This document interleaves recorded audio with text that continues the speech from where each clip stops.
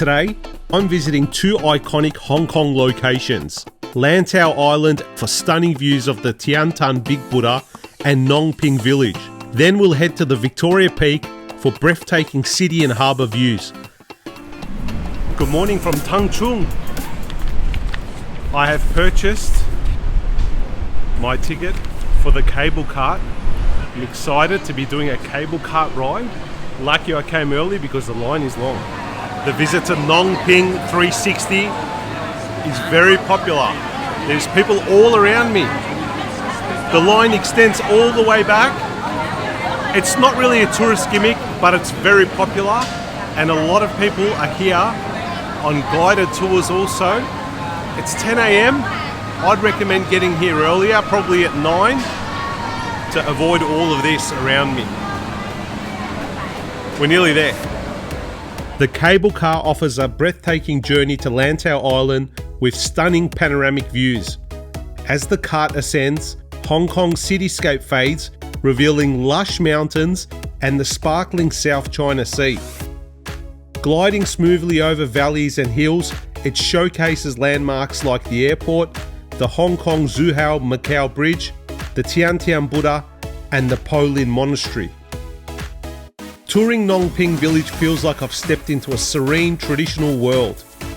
Cultural architecture and scenic surroundings create a tranquil atmosphere with neat gardens lining pathways to quaint shops, restaurants, and cultural exhibits that reflect the island's rich heritage. I've arrived in Ngong Ping Village. You can see behind me the big archway.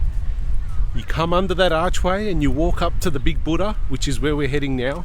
I've tried reading a little bit about Ngong Ping Village, and it's basically a village with a lot of shops and stores, restaurants, and a monastery, as well as the Big Buddha.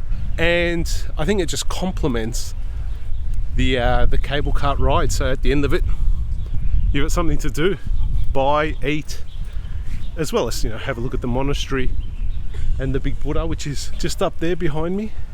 The ride here was pretty good on the cable cart. One way just to get here took about 20 minutes. Wow, have a look at that. We're at the base of the Buddha. Okay, the journey begins up the steps. I'd say there's at least about 100 steps here that we need to go up. Doesn't look too hard. I've seen worse. The cable cart was so busy, and then when you get here to the village, there's no one here, or very little people here. Where's everyone gone? Let's keep walking. Maybe it's too hot. We're about halfway now. Hasn't been too hard. Hong Kong has trained me well with their steps and their decline and incline hills. So this has been quite easy. The Buddha, or the Big Buddha, is just there. Let's keep going. It's very peaceful up here. It's very good. Quite enjoying this morning walk. Now that I'm a little higher up, I can see little houses up on top of the hill behind me. Can't see them when you're at the bottom. So that could indicate that some people live here. Maybe shopkeepers, caretakers, workers. That's the monastery there in the distance, just over here. Okay, I'm at the base of the Big Buddha. So the Big Buddha, towering above me, was completed in 1993 and is made of bronze. 268 steps to the top, and it sits at 34 meters high. Very visible when you're coming over on the cable cart and when you're at the base of the village. Once at the top, you can enter the Tian Tan Buddha to see its exhibition halls, relics, altars and wall art. Please note that no photo or video is allowed inside.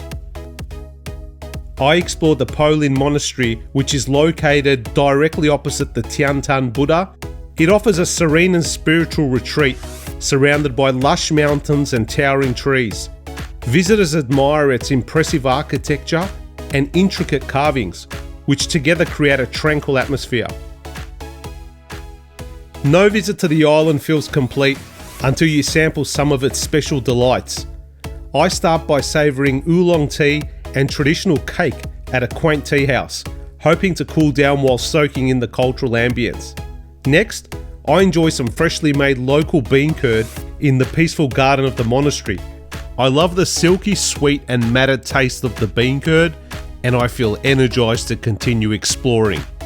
After savouring the delicious flavours of Lantau Island, I decide it's time to move on to my next destination. Lantau Island offers an excellent escape from the bustling crowds of Kowloon and Hong Kong Island, making it a perfect spot to spend at least half a day enjoying its tranquility and unique charm.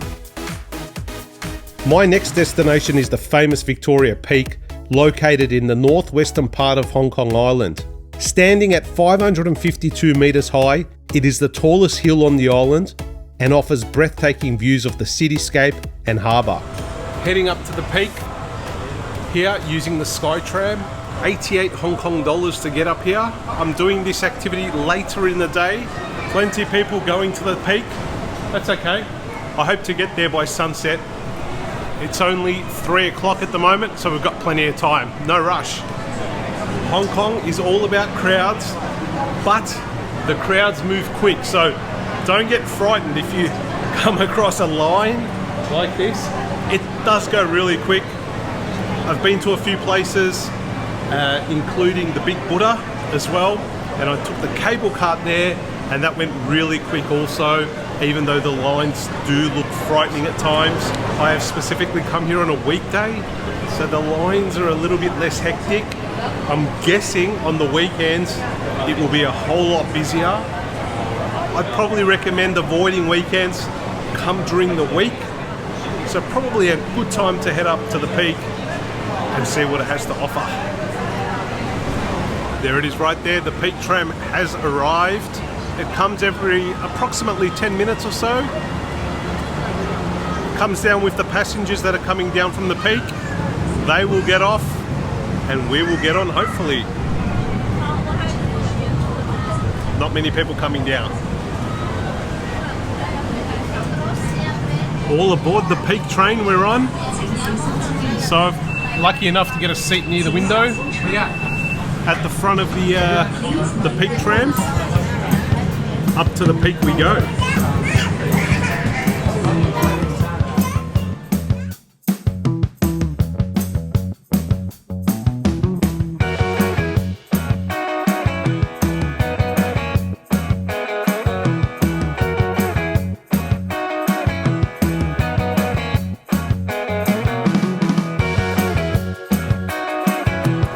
This is it, this is the peak. We're at the top. There's a lot of people here. It's a little bit gimmicky. You come out of the tram and you find yourself navigating your way through like a shopping mall. You got to be swift out of the tram, get around the people, go up to the top floor, come outside, and then on the mountain side, this is what is before you. And there, at the tip of my finger, that is Kowloon on the other side, and that's Victoria Harbour that cuts through the middle right there. And these are the beautiful skyscrapers that you'll find here in Hong Kong. Gorgeous day. I was going to come yesterday, but it was cloudy, and I took the punt, and I came today to the peak, and it was a good decision because it's a gorgeous day.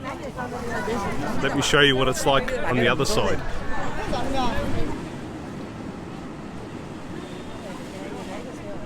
That's where I was before, just over here, over there.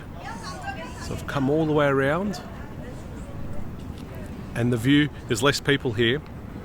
But I was going to say, as I see the buildings, I get a sudden urge to play SimCity and plonk down my little buildings, my little sports stadiums, zoos, parks, and watch my SimCity grow. That's what it feels like up here. It's a bird's eye view of probably the biggest city that I've ever visited on the smallest geographical location. A big city in a small place. That's how I encapsulate Hong Kong.